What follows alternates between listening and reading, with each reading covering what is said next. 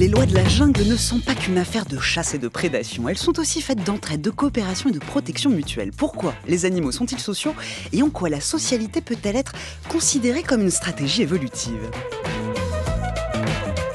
Dans le monde naturel, la socialité est omniprésente. L'incroyable coordination d'un vol d'oiseaux ou celle d'un banc de sardines. Les séances d'épouillage chez les primates. Pourtant, Darwin lui-même admettait que sa théorie de l'évolution était mise en péril par les sociétés animales, l'évolution étant conçue comme un processus largement individualiste. Comment expliquer par exemple que certaines chauves-souris vampires qui vivent en grappe font don de leurs récoltes pour sauver leurs voisines affamées, même sans lien de parenté ? On ne connaît pas de gène de l'altruisme et aujourd'hui plus personne n'en cherche. Alors comment a-t-on éclairé la socialité animale et ses mécanismes ? Socialité et évolution, l'union fait la force. Bonjour Juliette Berger. Bonjour. Vous êtes docteur en biologie et spécialiste de la socialité des insectes et de leur histoire évolutive. Nous sommes en ligne avec Serge Aron, bonjour. Bonjour. Vous êtes directeur du FNRS, l'équivalent belge de notre CNRS, directeur du service évolution biologique et écologie à l'Université libre de Bruxelles, spécialiste d'écologie comportementale, chaire de comportement animal. Merci à vous deux d'avoir accepté notre invitation en direct dans nos studios à France Culture. Et puis merci à vous d'être là au rendez-vous, en direct ou à toute heure, en podcast, grâce à l'appli Radio France. Vous pouvez aussi nous suivre sur Blue Sky. Tous les jours, on poste pour vous de nombreuses ressources. C'est à retrouver sur notre compte @ScienceCQFD. Alors pourquoi certaines espèces sont-elles sociales et d'autres non ? Et peut-on dater l'apparition de la socialité chez les êtres vivants ? Nous sommes ensemble 1 heure pour répondre à ces questions. Mais d'abord, à quel point la socialité marque-t-elle le monde vivant ? Réponse avec notre archive du jour. Nous sommes en 1949. Étant admis que toute société implique de la part de ses membres soit une impulsion interne qui rapproche l'animal de ses semblables, soit une attraction qui agit de l'extérieur entre les individus d'une même espèce, ou parfois d'espèces différentes, nous considérerons tout de suite les principaux types de groupements ayant une signification sociale. À elle seule, la diversité des sociétés rend malaisée toute tentative de systématisation. Mais elle n'est pas le principal obstacle auquel se heurte le classificateur. La sociabilité est un phénomène sporadique qui, à l'intérieur d'une même classe zoologique, d'un même ordre, voire d'une famille, frappe certaines espèces et respecte les autres. Moins de 10% des 20 000 espèces d'abeilles actuellement décrites vivent en société. Si beaucoup de rongeurs sont grégaires, bien plus encore demeurent solitaires. Sur des milliers d'espèces, les araignées n'en comptent que quelques-unes de sociales. Les sociétés animales sont nées indépendamment les unes des autres. Chacune d'elles constitue un type particulier. La ruche, la fourmilière, la termitière se sont réalisées dans des groupes distincts et sont le fruit d'évolutions séparées. Rien de commun entre elles et une société d'oiseaux ou de mammifères. Il ne saurait donc y avoir une phylogénèse de l'ensemble des sociétés animales. Cette constatation enlève tout espoir de dresser une classification naturelle des groupements d'animaux.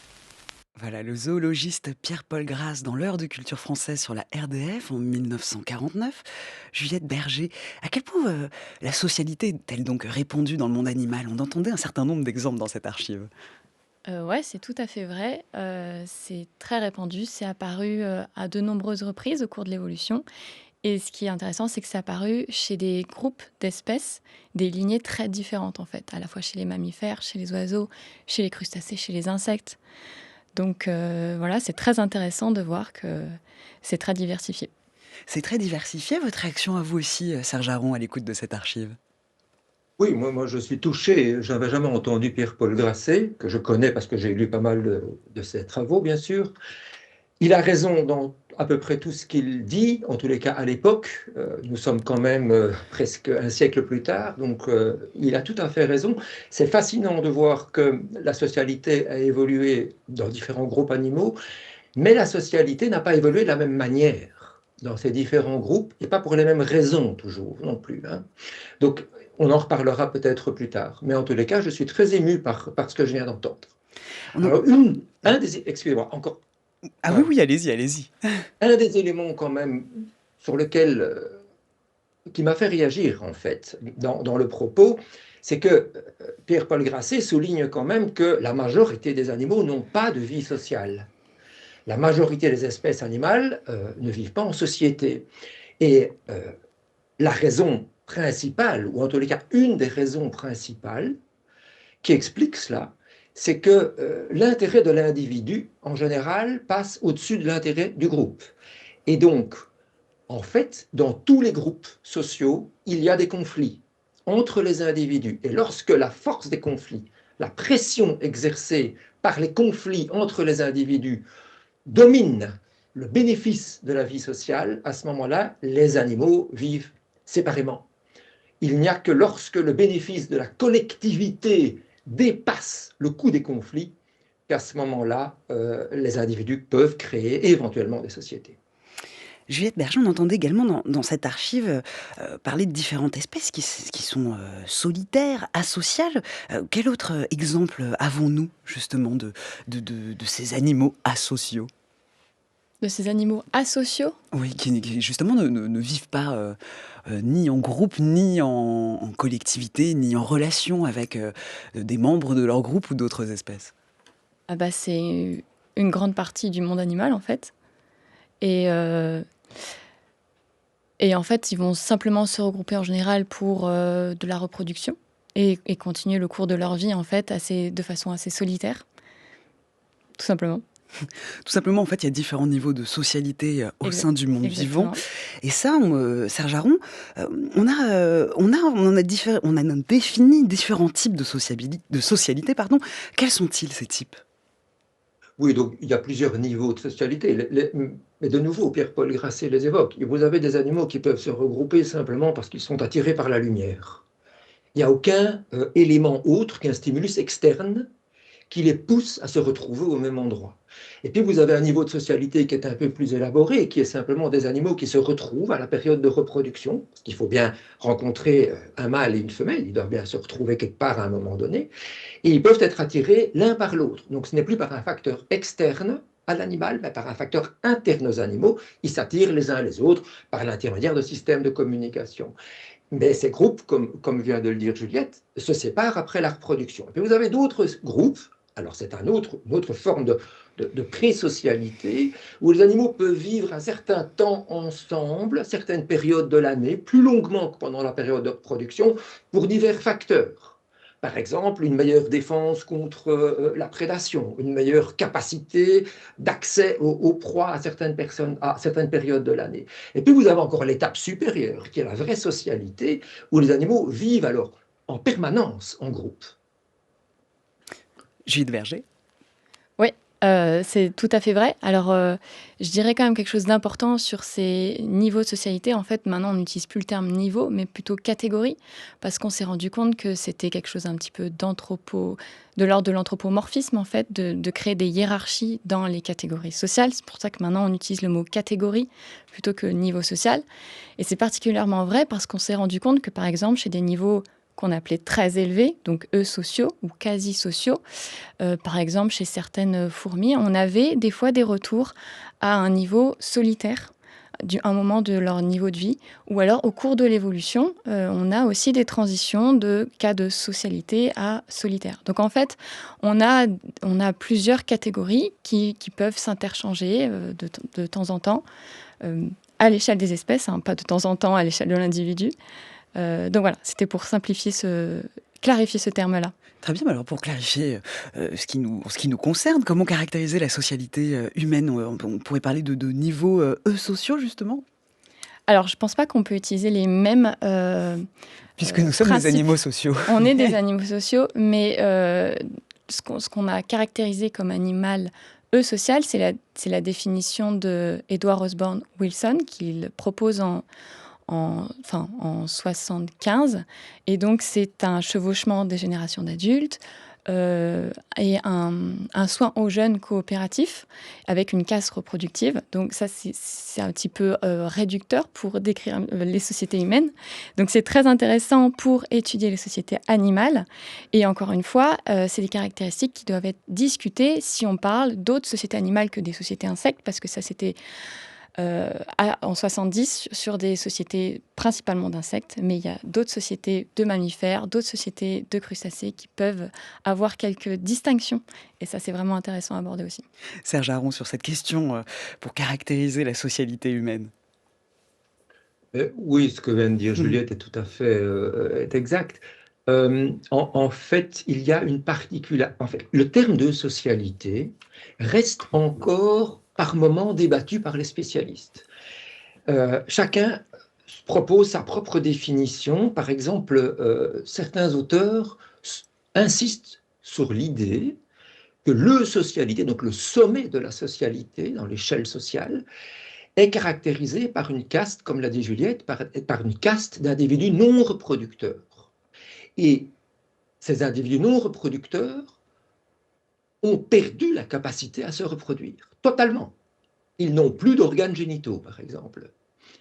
Et pourtant, ils se reproduisent de génération en génération depuis des millions de générations. Ils sont toujours là. Ça, c'est un des grands paradoxes, justement, dont on reparlera plus tard. Certains définissent la socialité comme cela. Ça ne concerne évidemment pas le genre humain. Donc, je ne pense pas qu'on puisse dire que le genre humain soit de type eusocial, mais il est certainement très social. En tout cas, vous venez de dire ce mot, le mot paradoxe. Parlons de ce grand paradoxe pour Darwin, avec justement son origine des espèces, 1859. Darwin lui-même donc admet que sa théorie est mise en péril par les sociétés animales. Il dit, à propos justement des sociétés d'insectes, elles sont une difficulté particulière qui d'abord m'a paru insurmontable et réellement fatale à ma théorie dans son ensemble. Juliette Berger, comment Darwin justement aborde-t-il ce paradoxe ? Alors, il faut peut-être replacer Pourquoi un petit est-il peu, un paradoxe aussi, peut-être oui, d'abord ouais. Il faut replacer un petit peu les choses dans son contexte. À ce moment-là, il sort sa théorie de la sélection naturelle, c'est-à-dire comment les espèces évoluent et quels sont les principes qui sous-tendent cette évolution. Et parmi ces grands principes, il pose le principe d'hérédité, c'est-à-dire qu'un géniteur va transmettre des caractères à ses descendants. Et en fait, ce qui est marrant, c'est que dans une société société animale comme chez les abeilles, la majorité en fait des ouvrières ne vont pas accéder à la reproduction, comme l'a dit Serge Aron, et donc en fait, et ne vont pas transmettre leur caractère à la génération d'après. Donc, ça constitue le paradoxe de Darwin, et qui ne va pas dans le sens de ce principe fondamental d'hérédité. Oui, Serge Aron. Ben oui, voilà. En fait, le fameux paradoxe de Darwin, c'est comment des individus qui ne se reproduisent pas se reproduisent. C'est ça, son paradoxe. Comment, depuis des millions de générations, des individus qui parfois n'ont même plus d'organes génitaux, alors chez les abeilles, les ouvrières qui ne se reproduisent pas gardent quand même encore des ovaires, mais il y a même des espèces chez lesquelles les ouvrières ont perdu les ovaires, en tous les cas chez un grand nombre d'espèces de fourmis, par exemple. Et pourtant, ces individus sont reproduits depuis des millions de générations. Comment est-ce possible? C'était ça son paradoxe, comme le dit Juliette, très justement. Et Darwin propose déjà une piste. En 1859, il dit ça doit reposer sur le concept de famille. Il évoque déjà le concept de famille à l'époque, et il faut attendre une centaine d'années, il faut attendre en fait 1963, pour être tout à fait précis, pour voir sortir alors un article produit par un professeur d'Oxford qui s'appelle Bill Hamilton, qui va proposer une théorie de la famille, qu'on appelle la théorie de la sélection de la parentèle, donc des parents, pour expliquer comment des individus qui ne se reproduisent pas peuvent néanmoins avoir un succès dans la reproduction et transmettre des copies de leurs gènes aux générations futures. Et cette théorie de la sélection de la parentèle, proposée par Hamilton, est, pour un grand nombre de biologistes de l'évolution, une des théories majeures après la théorie de la sélection naturelle. Et bien justement, comment la recherche sur la socialité biologique a-t-elle contribué à dépasser le paradoxe de Darwin? Dans quelle mesure l'entraide est-elle un facteur de l'évolution? Restez à l'écoute.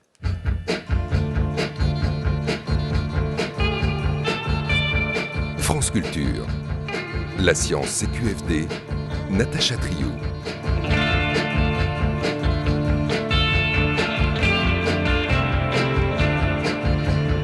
En direct sur France Culture, nous parlons de ruches, de fourmilières, de termitières, de villes, d'animaux sociaux. Nous parlons de la socialité animale avec Juliette Berger et Serge Haron. On vient de parler du paradoxe de la socialité chez Darwin. On vient d'évoquer à l'instant la théorie de la sélection de la parentèle qui a été formulée en 1963 par Hamilton. On a des exemples, Juliette Berger, justement, qui sont venus vérifier la sélection de parentèle dans la nature. Alors, je crois que c'était plutôt en 64, la sélection de parentèle, que 63. Bon, à vérifier. 63, 64, ouais, on est voilà. quand même, voilà. C'est ça, c'est qu'en fait, à ce moment-là, Darwin avait déjà énoncé une petite idée, mais il n'avait pas le support génétique. À l'époque, on ne connaissait pas l'ADN, on ne connaissait rien à tout ça. Dans les années 60, on sait ce que c'est qu'un chromosome, on sait à peu près ce que c'est que l'ADN et comment ça se transmet. Et du coup, il va réutiliser un petit peu l'idée de Darwin, qui disait que, en fait, que les abeilles, par exemple, pouvaient transmettre indirectement leur caractère héréditaire en adoptant un comportement altruiste et en aidant les reines, par exemple, à la reproduction. Et Hamilton va reprendre un petit peu cette idée. Il va dire, mais en fait, chez les abeilles, c'est un cas très particulier. Parce elles partagent une majorité de leur matériel génétique avec leurs sœurs ouvrières. Et donc, en aidant de façon altruiste la reproduction des reines, elles transmettent indirectement une grande partie de leur matériel génétique. Et de façon beaucoup plus importante que si elles accédaient à la reproduction de façon individuelle. Donc là, en fait, c'est vraiment intéressant parce que cette théorie, elle permet d'allier à la fois la sélection naturelle, d'enlever l'épine du pied à Darwin et d'expliquer la sélection naturelle à une sélection, à un groupe social, animal, avec un nouveau support, la génétique. On a d'autres exemples, Serge Haron, justement, de cette sélection de la parentèle dans la nature ? Alors, il est vrai que les hyménoptères sociaux, les fourmis, les abeilles, les guêpes, sont des modèles particulièrement adaptés pour l'expression de la sélection de la parentèle, parce qu'en effet, comme l'a dit Juliette, les individus ont une très forte proximité génétique, et ça c'est dû à un système de reproduction un peu particulier, sur lequel on ne va pas revenir ici. Mais la socialité a également évolué par sélection de la parentèle chez les organismes qui ont un mode de reproduction équivalent au nôtre, classique, chez les oiseaux et chez des tas d'autres organismes, des mammifères, des ratopes par exemple. Et donc des exemples clairs d'évolution sociale par sélection de la parentèle, on en a un grand nombre, en particulier chez les oiseaux. On en a aussi chez les organismes beaucoup plus simples, comme des unicellulaires. On a pu démontrer il y a quelques années, par exemple, que les bactéries pouvaient coopérer ensemble si elles sont apparentées. Elles coopèrent mieux pour lutter contre les antibiotiques. Donc, il y a des niveaux... je dirais que la sélection de la parentèle est une théorie tellement générale qu'elle peut être illustrée, qu'elle a pu être vérifiée aussi bien chez des unicellulaires que chez des insectes, que chez des oiseaux ou que chez des ratopes comme les mammifères. Alors, on peut donner des tas d'exemples, mais bon, là, on en a pour une heure ou deux. Donc, je me limiterai à ceci. En tout cas, voilà, par rapport aux exemples de cette théorie, et qui confirme donc bien l'intuition darwinienne, la socialité au sein de la famille doit être bénéfique, vu sa quasi-universalité. Mais ça suffit pas à expliquer toutes les formes de socialité. Juliette Berger, on a une deuxième grande théorie, c'est celle de la réciprocité. Ouais. Alors, celle de la réciprocité, elle tire un petit peu sa façon de percevoir les choses du mutualisme aussi. Parce qu'en fait, il y avait un petit problème avec la sélection de parentèle, c'est que tous les organismes sociaux ne répondaient pas à... En tout cas, ça ne fonctionnait pas bien avec tous les organismes sociaux. Par exemple, le cas des termites, qui montrent une organisation dans la coopération qui est similaire à celle qu'on trouve chez les fourmis et les abeilles, et pourtant qui ne partagent pas autant d'ADN avec les ouvriers que ce qu'on peut trouver chez les abeilles et les fourmis. Et donc là, il y a eu d'autres voies de théories qui se sont mises en place. C'est donc cette fameuse théorie de l'altruisme réciproque et du mutualisme, où là, en fait... c'est Trevor, je crois, en 71, qui propose l'idée que, en fait, si on a une espèce de confiance entre chaque partenaire de la coopération. Si tu m'aides un jour, l'autre membre m'aidera le lendemain, de façon très, très générale, très large. Et cette théorie, il faut qu'elle soit également stable dans le temps. Donc ça, c'est Maynard Smith qui propose ça, qui propose qu'il ne peut pas y avoir de tricheur en fait dans cette coopération, sinon elle ne pourra pas durer dans le temps. Elle peut apparaître à un moment donné et disparaître tout aussi vite s'il n'y a pas cette stabilité qui s'installe. On a en effet cette théorie du tit for tat, donnant-donnant. On a là encore, Serge Aron, des exemples dans la nature qui illustrent bien cette réciprocité. Un exemple que j'aime beaucoup, que j'ai cité dans mon introduction, celui des chauves-souris vampires. Mhm. Oui, donc comme le dit Juliette, la réciprocité est un type de coopération à bénéfice différé, contrairement au mutualisme qui est un type de coopération à bénéfice immédiat. Quand vous êtes dans un système mutualiste, Pierre aide Paul et Paul aide Pierre. Et ensemble, ils obtiennent leur objectif et tous les deux obtiennent ce qu'ils recherchent, ont un bénéfice de leur interaction qui est immédiat. Dans un système réciproque, je vous aide aujourd'hui et j'espère que vous m'aiderez demain. Si c'est un système de réciprocité directe. Alors, rien ne dit que vous allez m'aider demain. Et donc, ce que je vais dépenser comme énergie, comme temps, et ce que je vais vous consacrer à vous, va avoir un coût pour moi. Et ce coût doit être compensé par un bénéfice. Et ce bénéfice, c'est évidemment votre réciprocité. Et la réciprocité ne peut fonctionner que si le bénéfice que je reçois d'un autre est plus grand que le coût que j'ai payé pour aider l'autre. Alors des exemples comme cela, il y en a une volée dans la nature. Et par exemple, en effet, chez le vampire d'Azara, qui vit en Amérique du Sud, qui sont en fait des petits mammifères qui vivent dans des troncs d'arbres creux et qui, la nuit, se nourrissent du sang des équidés, des animaux, des ânes. Et il arrive régulièrement que certains individus rentrent bredouilles au nid parce que simplement ils n'ont pas trouvé de nourriture. Eh bien, ces individus-là peuvent solliciter des individus qui, eux, ont trouvé leur nourriture avec succès pour que ces derniers leur régurgitent un peu du sang qu'ils ont pu aspirer sur l'un ou l'autre équidé. Et il existe un véritable système réciproque là, parce que si un individu refuse de donner à un bredouille un peu de sang qu'il a pu pomper sur un cheval ou sur un âne, eh bien, la prochaine fois que ces individus interagissent, si le bredouille a lui eu du succès et que celui qui a eu du succès n'a pas eu de succès cette fois-ci et qu'il le sollicite, à ce moment-là, celui qui a réussi à se procurer du sang ne donnera pas à celui qui ne lui a pas donné avant.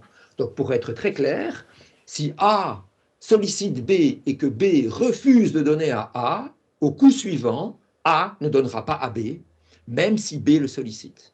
Et donc, il y a une forme de tit for tat, de donnant-donnant. C'est en fait œil pour œil, dent pour dent. Tu m'aides aujourd'hui, je t'aiderai demain. Si tu ne m'aides pas, je ne t'aiderai pas. Par contre, ce qui est bien dans cette théorie, c'est que si on part dans un système négatif où vous ne m'aidez pas, donc je ne vous aide pas, je vous sollicite, vous ne m'aidez pas, donc je ne vous aiderai pas au coup suivant, mais si un jour je vous sollicite et que finalement vous acceptez de recoopérer avec moi, alors je recoopérerai avec vous. Donc en quelque sorte, il existe une forme de pardon qui permet de revenir dans le système de la coopération entre les individus.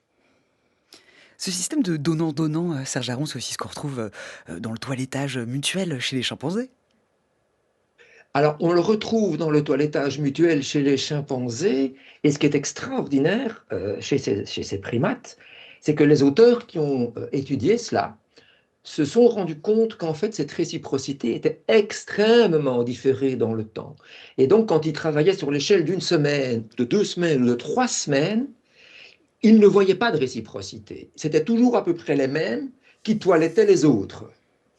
Mais sur le long terme, ils se sont rendus compte que les autres finissaient par toiletter les premiers. Et donc, le délai, et je l'ai évoqué juste à présent, le délai ici entre ce que je donne et ce que je reçois peut être très long, ça peut être plusieurs semaines. Mais au total, tous les individus reçoivent, à peu de choses près, la même quantité de toilettage qu'ils n'en procurent. Et donc, il y a en effet un système de réciprocité là, qui apparaît, mais qui est très différé dans le temps. Oui. Vous avez la même chose chez les antilopes, mais là, c'est beaucoup plus rapproché dans le temps. Les antilopes en Afrique, vous les voyez souvent en tête bêche, elles se lèchent mutuellement le cou et elles font ce qu'on appelle des séquences de toilettage, où elles se retirent les parasites, les ectoparasites, les tiques par exemple, elles se retirent les ectoparasites les unes des autres, et là, vous observez que, en fait, une antilope toilette autant la deuxième antilope que la deuxième antilope ne toilette la première. Il y a vraiment le nombre de séquences de toilettage de A vers B et de B vers A est à peu près équivalent. Cette troisième théorie, pour finir le tour justement théorique que vous avez cité tout à l'heure, Juliette Berger, c'est celle le mutualisme biologique. Là, on parle de comportements complémentaires entre des animaux d'espèces différentes. Puis il y a cet exemple qui est très fameux, très connu, ces échanges service-service entre le poisson clown et l'anémone de mer. On a aussi tout un tas d'exemples de mutualisme biologique dans la nature avec différents niveaux d'échanges qui sont, que ce soit des ressources, des services. Oui, oui, oui. Bon, on a tout un tas de. Peut-être le plus emblématique, c'est peut-être celui entre les plantes et la pollinisation, donc entre les plantes et les pollinisateurs, où là, on a un service où les plantes se font polliniser par les pollinisateurs, donc les insectes, et les insectes récoltent de la nourriture. Mais on a tout un tas d'autres exemples. Le poisson toiletteur, par exemple, où lui va se coller à un autre gros poisson. Et là, par exemple, on a donc un gros poisson qui se fait enlever ses parasites par le petit poisson qui va pouvoir manger. Voilà, par exemple, comme exemple. Alors maintenant, par quel mécanisme, quels sont tous ces mécanismes qui impliquent la socialité animale? Restez avec nous.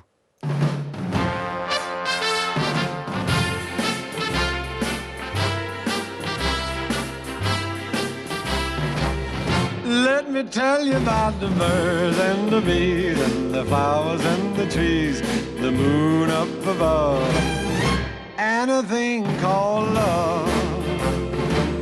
Let me tell you about the stars in the sky, the girl and the guy, and the way they could kiss on a night like this.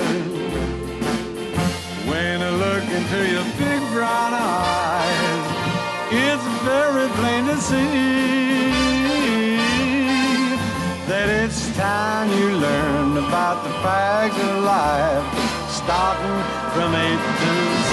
Let me tell you about the birds and the bees, the flowers and the trees, the moon up above, and a thing called love.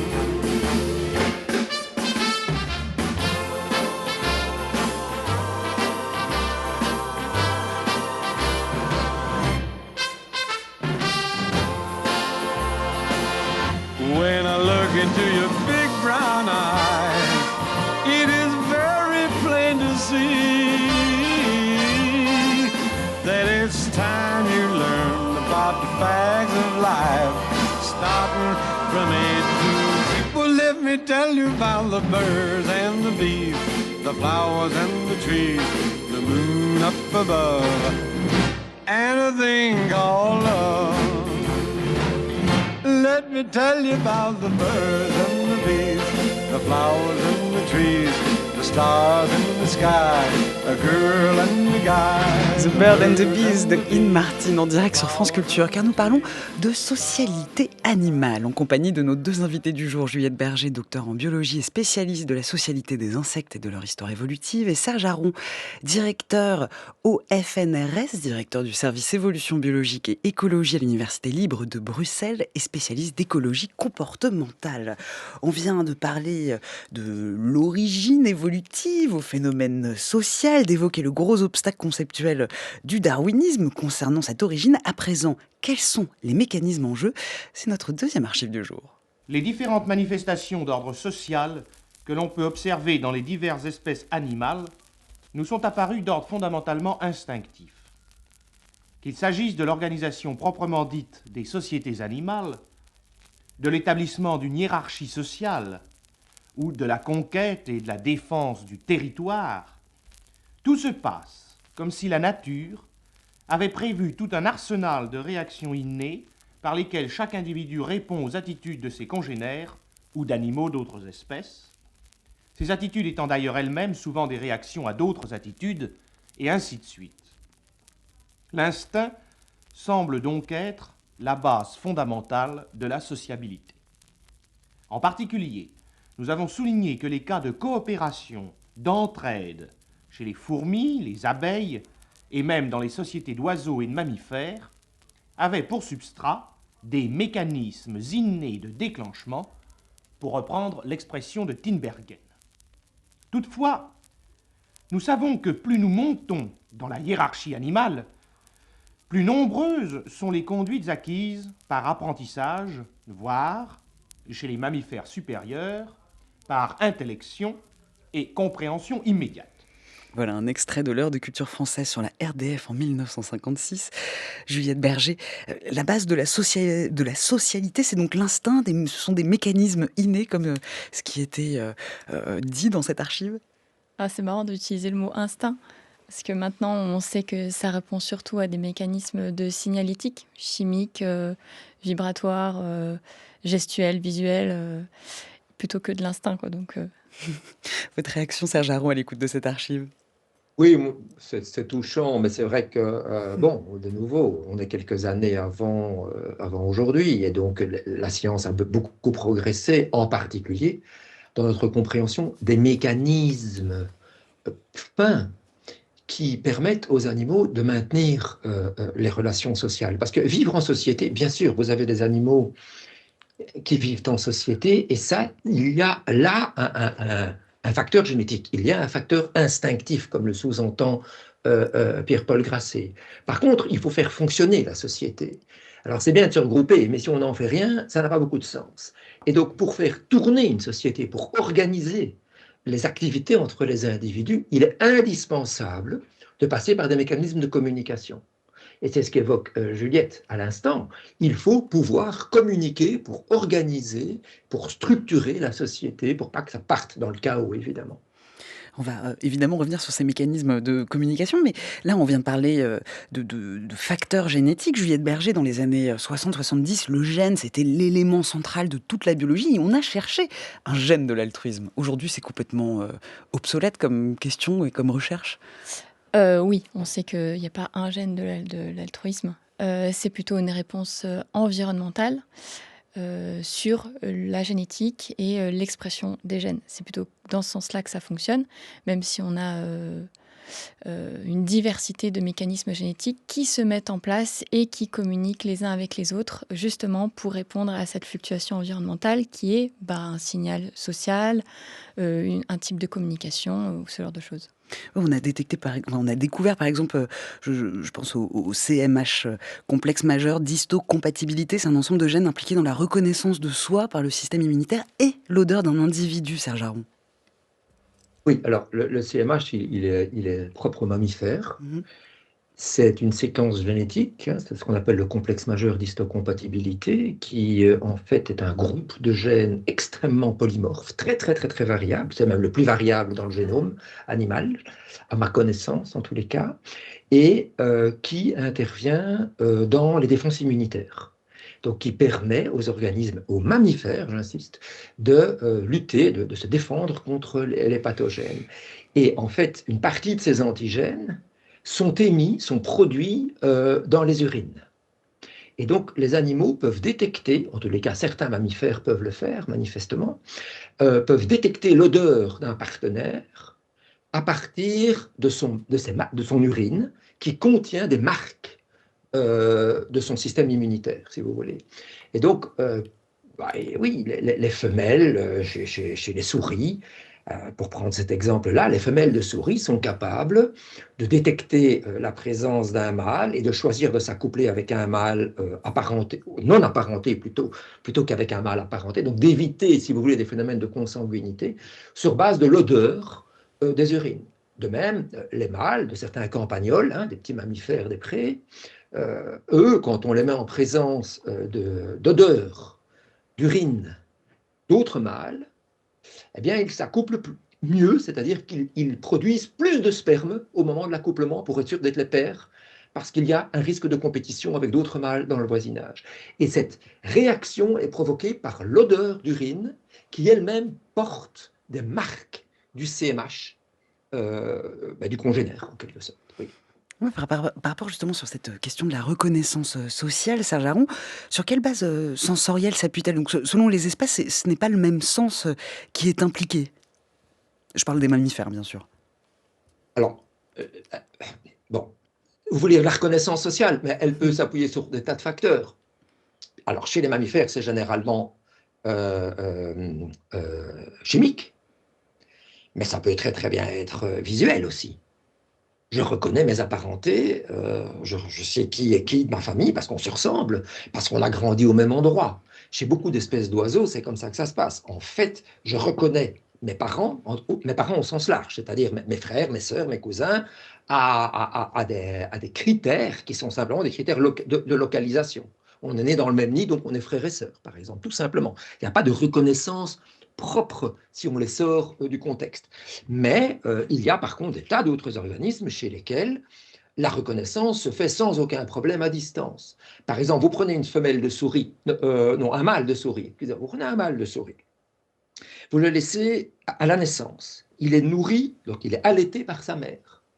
Après, il est sevré, et quand il atteint l'âge adulte, à 3 mois, on le met en face de 2 femelles. Une femelle qui est similaire qui porte les mêmes gènes au CMH que la maman, et une femelle qui porte des gènes différents au CMH de la maman, eh bien, il s'accouplera préférentiellement avec la femelle qui est différente au CMH de sa mère. Et comment est-ce qu'il le fait? Parce qu'il détecte une fois encore l'odeur de la femelle à partir de marques génétiques, et il a appris à reconnaître l'odeur de sa maman pendant qu'il était allaité, et plus tard, bien plus tard dans sa vie, à l'âge adulte, il choisira d'éviter de s'accoupler avec tout ce qui sent l'odeur de sa maman pour éviter la consanguinité, par exemple. Donc c'est un système de reconnaissance, et si on veut en revenir aux insectes, puis c'est quand même là que nous avons les plus grosses sociétés connues, en tous les cas les plus élaborées, eh bien, c'est le même principe. En réalité, la reconnaissance est principalement d'ordre chimique par ce qu'on appelle des phéromones. Et là, je pense que Juliette est tout aussi compétente que moi pour pouvoir développer cet aspect-là. On va parler évidemment des phéromones des insectes sociaux, mais pour finir avec vous, Serge Haron, sur cette question de la reconnaissance chez les mammifères, on a évoqué là l'odorat, on peut aussi évoquer l'ouïe. Chez les primates, par exemple, les macaques reconnaissent les membres de leur famille et les membres des autres familles. Par exemple, si on diffuse dans un mégaphone le cri d'un bébé macaque, les membres adultes du groupe se retournent vers la mère en question. Bien entendu, la communication acoustique est fondamentale, et vous savez que chez les humains, c'est également le cas. C'est-à-dire qu'un bébé, un nourrisson, donc un bébé à la naissance, si on lui a fait entendre de la musique ou la voix de sa maman quand il était dans le ventre de celle-ci, in utero, eh bien, si on lui met 2 enregistrements de voix, d'un côté la voix de sa mère, de l'autre côté la voix d'une femme étrangère, il va se retourner vers la voix de sa mère, alors qu'il ne l'a entendue que in utero. Donc il y a là aussi un mécanisme de reconnaissance et d'apprentissage avant la naissance. Et bien maintenant, comment ça se passe pour les insectes sociaux? On poursuit avec leur reportage du jour.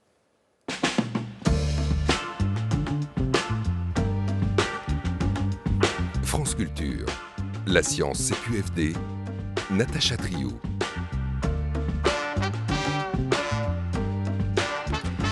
En direct sur France Culture, nous parlons des socialités animales, en compagnie de Juliette Berger et Serge Haron.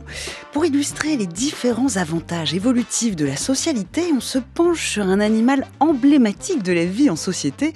C'est le reportage du jour et c'est avec vous, Loïc Dutoit. Bonjour. Bonjour Natacha.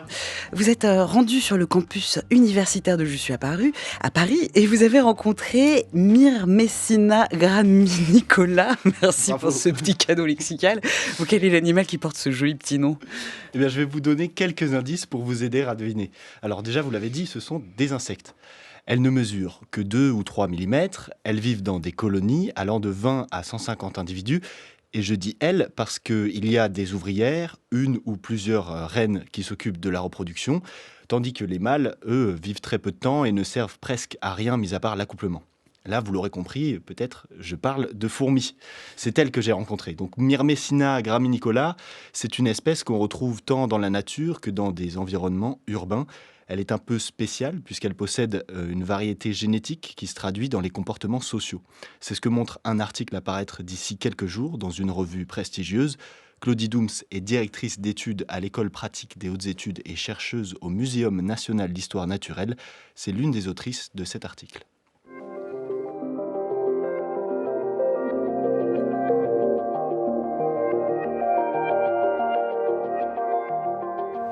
Alors c'est très basique, hein. Donc le fond de la boîte c'est du plâtre, ça permet de maintenir l'humidité. Oui, parce que je vois qu'il y a même un petit peu de moisi. Oui, vraiment, elles sont très très sensibles à la dessiccation et elles peuvent mourir très très vite si c'est pas assez humide. Donc ça c'est vraiment important.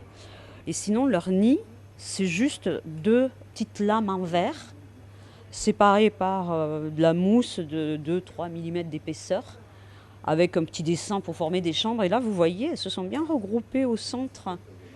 Et elles sont bien regroupées les unes sur les autres. Oui, elles sont entre eux ces 2 petites lames de verre, Voilà. du coup, mais il n'y en a aucune qui est dans la boîte sortie. Non, là, il y a personne qui est dehors. Tout le monde est à la maison. Oui, alors ce sont des fourmis qui sont très, très lentes quand elles se déplacent et qui n'aiment pas du tout la lumière. Et donc, c'est vrai qu'on pense qu'en laboratoire, elles doivent quand même pas mal sortir le soir, la nuit. Une des particularités de cette espèce de fourmi, c'est qu'elle présente un polymorphisme social. Alors je vous laisse peut-être déjà nous dire ce que c'est que du polymorphisme et nous expliquer quel est le polymorphisme dans le cas de cette espèce. Alors, un polymorphisme, c'est un terme très générique pour indiquer que dans les populations, on peut trouver 2 formes différentes. Par exemple, le genre chez l'homme, le sexe masculin, féminin, c'est un polymorphisme quelque part. Donc là, c'est un polymorphisme social qui est lié à la forme, l'organisation sociale de la colonie. Donc du coup, nous avons des colonies avec une seule reine, qu'on appelle monogyne, mono, une seule, gyne, reine, et des colonies avec plusieurs reines, polygynes.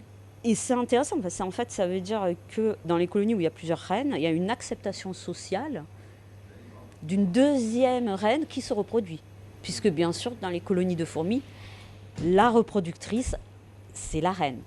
Donc cette espèce-là a vraiment une particularité qui est très originale, c'est d'avoir non seulement ce polymorphisme social, mais en plus un polymorphisme de la présence-absence d'ailes chez la reine. Et dans les colonies où il y a plusieurs reines, elles n'ont jamais d'ailes. Alors que dans les colonies où il y a une seule reine, elles peuvent avoir des ailes. Et ce qui est intéressant, c'est qu'elles peuvent aussi ne pas en avoir. Et ça reste encore un peu mystérieux pour nous. La première étape, ça a été d'essayer de comprendre comment ce polymorphisme était déterminé. Il y a quelques études chez les fourmis qui ont démontré dans les dernières années que le polymorphisme social, donc le fait d'avoir une ou plusieurs reines, pouvait être déterminé génétiquement. Alors que pendant des décennies, les chercheurs pensaient que c'était de la plasticité, c'est-à-dire que si je suis toute seule, j'ai qu'une reine, il y en a d'autres qui arrivent, j'en ai plusieurs. Et donc, ce que vous avez peut-être cherché à voir, c'est s'il y a un lien entre ce polymorphisme social-là au niveau génétique et les gènes qui codent pour savoir si la reine a des ailes ou si elle n'en a pas. Exactement, donc ça c'était vraiment un objectif de voir si c'était lié. Donc on a construit un génome parce qu'il n'était pas connu et on a pu montrer qu'il y avait ce qu'on appelle un supergène. Il faut l'imaginer comme une grande partie du génome où il y a plusieurs gènes qui vont déterminer des traits différents et qui sont tous liés entre eux.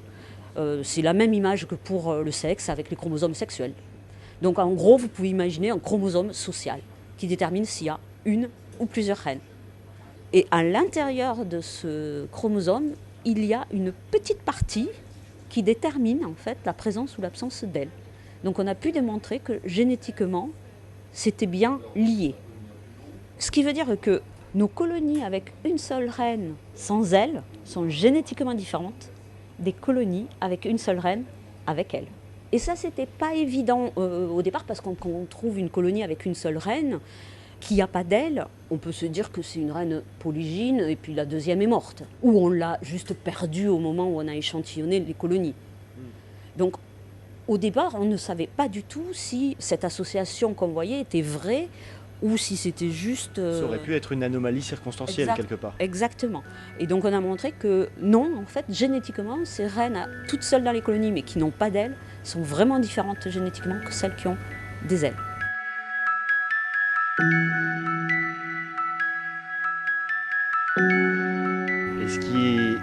intéressant aussi, c'est que ces différentes évolutions génétiques qui ont un impact sur la colonie, la manière dont elle se disperse, etc., elles ont forcément un impact évolutif. Il y a des caractéristiques qui vont être avantageuses pour certaines colonies et d'autres qui vont être désavantageuses. Mais est-ce que vous pourriez expliquer un petit peu ça ? Alors, je ne vais pas vous donner la réponse, parce que justement, les études sont en cours et on essaye de comprendre comment il est maintenu, ce polymorphisme. Et effectivement, il peut y avoir des avantages et des désavantages. Donc, d'un point de vue écologique, évolutif, le fait de disperser peut être un avantage. Ça permet de coloniser de nouveaux habitats. Parce qu'il n'y a que la reine qui fonde la colonie, avec ou pas des ouvrières, mais il faut la reine. Donc du coup, si la reine ne vole pas, elle ne peut pas aller fonder des colonies dans des nouveaux habitats. Et donc à ce moment-là, on pourrait penser que les colonies avec une reine avec des ailes seraient avantagées. Tout à fait. D'un autre côté, quand le milieu est trop fragmenté, avec des zones d'habitat qui sont absolument défavorables, les reines qui dispersent vont tomber dans des zones où elles ne peuvent pas fonder une colonie et vont mourir. Et donc dans ce cas-là, il vaut mieux ne pas trop disperser et rester sur place. Donc ce polymorphisme social, avec ce polymorphisme alaire, s'apparente à des coûts-bénéfices liés à la compétition. Donc si j'ai plusieurs reines, quand je fonde ma colonie, je suis plus grande, donc j'ai un avantage en termes de compétition. C'est en quelque sorte comme une compensation sociale au fait que les reines n'ont pas d'ailes. Exactement, mais d'un autre côté, je suis bonne dans la compétition, mais en revanche, je ne suis pas bonne pour coloniser de nouveaux habitats et disperser. Et donc du coup, nous, l'hypothèse qu'on est en train de tester actuellement, et donc je ne peux pas vous dire les réponses parce que je ne sais pas, c'est de voir si dans des milieux très fragmentés comme les villes, où les habitations, clairement, c'est un habitat qui ne leur convient pas, quelle est la fréquence de morphes qu'on trouve le plus ? On partirait de l'hypothèse que c'est plutôt des polygynes, parce que la dispersion dans ce contexte va générer un coût très fort dans la mesure où les reines ailées risquent de tomber dans des zones très très très défavorables et donc mourir.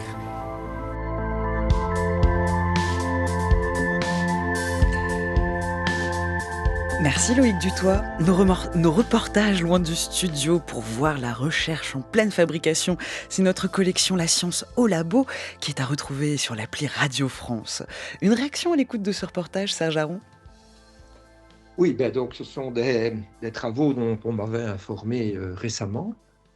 L'article n'est pas encore sorti. Ce que je voudrais, ce sur quoi j'aimerais insister ici, c'est remarquable, hein, ce sont des superbes études qui sont faites par mes collègues là-bas, c'est que l'existence de superveines, c'est-à-dire des très longues séquences sur des chromosomes qui regroupent un ensemble de gènes qui sont liés. Quand on dit liés, ça veut dire qu'ils sont attachés les uns aux autres et qui sont transmis ensemble. Eh bien, ces supergènes, en fait, sont connus pour être la cause de multiples polymorphismes. Alors ici, on illustre l'existence chez cette fourmi de colonies avec une seule reine ou de colonies avec plusieurs reines, ainsi que la présence ou l'absence d'ailes. Mais par exemple, on sait que les supergènes peuvent être impliqués dans des variations de comportement et de plumage chez les oiseaux, sur la couleur des ailes chez les papillons, ils sont impliqués dans des tas de mécanismes de taux-incompatibilité chez les plantes, dans le mode de fécondation chez diverses espèces de champignons. Donc les supergènes sont de plus en plus mis en évidence au cours de ces dernières années grâce au progrès de la biologie moléculaire en réalité, et on en trouve de plus en plus, et ça permet de transmettre des grands paquets de gènes qui sont associés et qui permettent de maintenir des caractères ensemble parce qu'ils sont adaptatifs. Voilà. Votre réaction, vous aussi, Juliette Berger, à l'écoute de ce reportage ? Malheureusement, chez les termites, on n'a pas autant de données parce que c'est un groupe qui est encore assez peu étudié. Donc, on commence à avoir quelques données en génomique, en génétique. Mais ouais, pour le moment...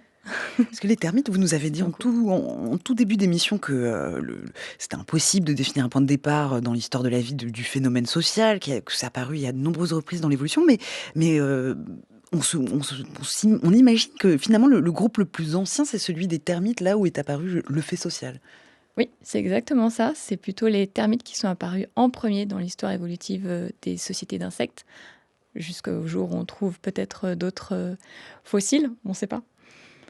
Parce que votre travail de thèse, en effet, vous travaillez sur la socialité des blattes et des termites, qui d'ailleurs appartiennent au même groupe. Ça, on Oui. ne le sait pas nécessairement. Alors là, on parlait justement des mécanismes de reconnaissance d'un individu au sein d'un même groupe. Comment cela se passe-t-il dans ce groupe-là? Alors, de la même façon que pour les fourmis et les abeilles, on a des systèmes chimiques, de langage chimique, avec beaucoup de phéromones. Donc, pour un signal, en fait, on a des molécules que l'individu va déposer. Par exemple, pour l'appariement sexuel, c'est la même chose chez les fourmis. On a une femelle qui va déposer une phéromone à un moment donné pour attirer le mâle et donc commencer la nouvelle colonie. On a aussi des phéromones, par exemple, pour alerter du danger. Et là, qui peut être couplé chez les termites avec des signaux vibratoires, par exemple. Parce que les soldats, par exemple, ils peuvent claquer leur tête contre le sol ou claquer leur mâchoire pour lancer des signaux vibratoires. Et donc, lancer un signal plus complexe, couplé avec le signal chimique. Et donc ça peut soit permettre, par exemple, de rameuter un petit peu les troupes et ramener les ouvrières pour défendre, ou justement de les disperser face au danger. On a également des signaux chimiques pour de la reconnaissance, tout comme chez les fourmis. Donc là, on a des phéromones cuticulaires.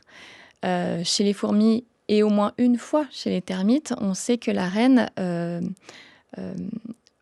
produit des phéromones pour dire que c'est bien elle, la reine, mais aussi pour inhiber au développement de nouveaux reproducteurs dans la colonie, par exemple.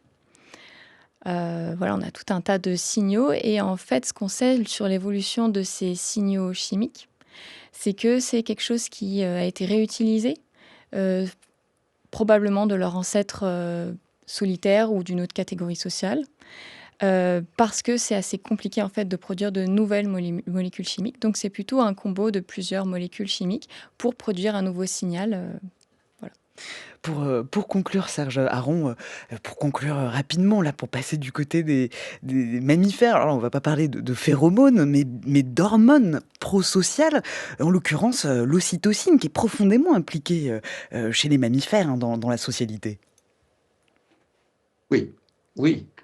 Il y en a d'autres. Il y a l'ocytocine, il y a la vasopressine, il y a des tas de neuropeptides. Ce sont des protéines. Et l'ocytocine, en particulier, elle est sécrétée par l'hypothalamus et elle est connue, c'est une glande qui se trouve dans le cerveau, et elle est bien connue aujourd'hui pour jouer un rôle dans le comportement parental et prosocial. Alors, il y a plusieurs exemples qui illustrent ça. L'exemple peut-être le plus ancien provient des moutons. En fait, si vous faites une injection d'ocytocine dans le cerveau d'une jeune brebis, vierge et non gestante, eh bien, ça déclenche un comportement maternel. Elle se comporte comme une maman qui vient de mettre bas. Et ça, pour, c'est un mouton. Je suis obligé, c'était vraiment une toute petite conclusion, parce qu'en plus nous avons consacré déjà 1 heure sur l'ocytocine et comment elle favorise la socialisation chez les mammifères, et nous sommes arrivés déjà au bout de cette discussion. Mais pour prolonger l'écoute, j'invite nos auditeurs à se tourner vers votre ouvrage, Serge Haron, Les sociétés animales, évolution de la coopération et organisation sociale, paru chez Deboc en 2019. Merci à vous deux. Tout de suite, c'est la chronique d'Alexandra Delbo. On parle de flamants roses, la migration ralentit leur vieillissement. C'est la chronique avec Science.